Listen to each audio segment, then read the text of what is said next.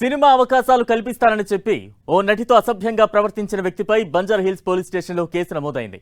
Cinema రంగంలో కొన్నేళ్లుగా ఉన్న నటికి ఓ సినిమాలో కథానాయిక స్నేహితురాలి పాత్ర ఇప్పిస్తారంటూ ప్రసాద్ అనే కాస్టింగ్ ఆర్టిస్ట్ ఆమెను సంప్రదించాడు. 2025 అక్టోబర్ నుంచి డిసెంబర్ వరకు ఆ సినిమా షూటింగ్ పూర్తయింది.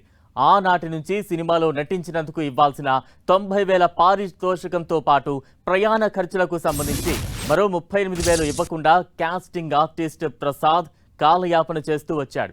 ఈ ఏడాది ఫిబ్రవరిలో బంజారాహిల్స్లో ఉండే ఓ ప్రముఖ సినీ నిర్మాత కార్యాలయం దగ్గర కలవాలని ఆమెను పిలిపించిన ప్రసాద్ బకాయి నగదు ఆ నటికి ఇవ్వకుండా బెదిరించాడు.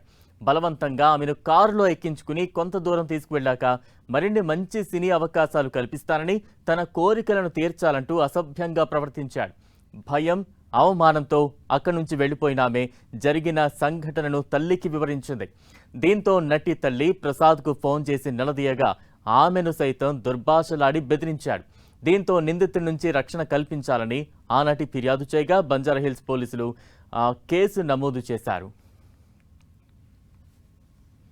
మరోసారి కాస్టింగ్ కౌచ్ అంటూ కూడా తెర మీదకు వచ్చింది. కాస్టింగ్ ఆర్టిస్ట్ ప్రసాద్ పై లైంగిక ఆరోపణలు వెలుగులోకి వచ్చాయి. తాజా అప్డేట్స్ అందించేందుకు మా ప్రతినిధి కిరణ్ సిద్ధంగా ఉన్నారు. కిరణ్, పిఎస్ లో ఓ నటి ఫిర్యాదు చేసింది. సినిమాలో అవకాశాలు కల్పిస్తానంటూ కాస్టింగ్ సంబంధించిన వ్యక్తి తనను వేధింపులకు పాల్పడినట్టు కూడా బాధిత నటి బంజారా పిఎస్ లో ఫిర్యాదు చేసింది. అయితే ఈ ఘటనకు సంబంధించి కూడా పోలీసులు కేసు నమోదు చేయడం జరిగింది.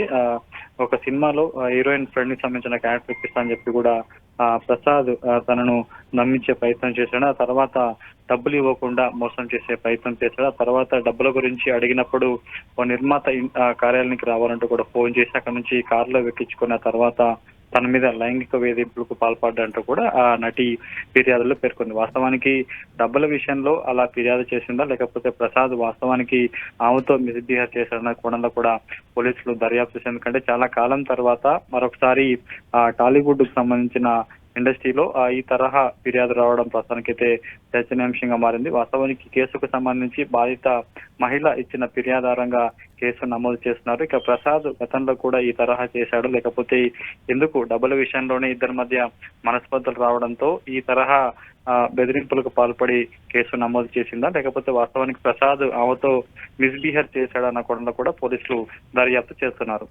కిరణ్, అంటే ఆరోపణలు ఎదుర్కొంటున్న ప్రసాద్ వెర్షన్ ఏ రకంగా ఉంది? మరోవైపు పోలీసులకు అందుబాటులో ఉన్నాడా? ప్రస్తుతానికైతే బాధిత నటించిన ఫిర్యాదు కంప్లైంట్ చేసుకోవడం జరిగింది. అతడు కూడా ప్రస్తుతం ఇంకా పోలీసులకు అందుబాటులోకి రానట్టుగా సమాచారం. ప్రస్తుతానికైతే బాధిత నటించిన ఫిర్యాదు మేరకు పోలీసులు కేసును నమోదు చేసి ప్రసాద్ కోసం కూడా గాలిస్తున్నట్టుగా సమాచారం. Right, thank you Kiran.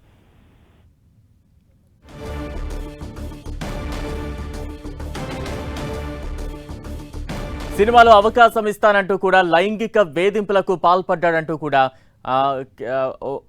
Prasad అనే వ్యక్తిపై పలు ఆరోపణలు బంజారాహిల్స్ పిఎస్ లో ఫిర్యాదు చేసింది.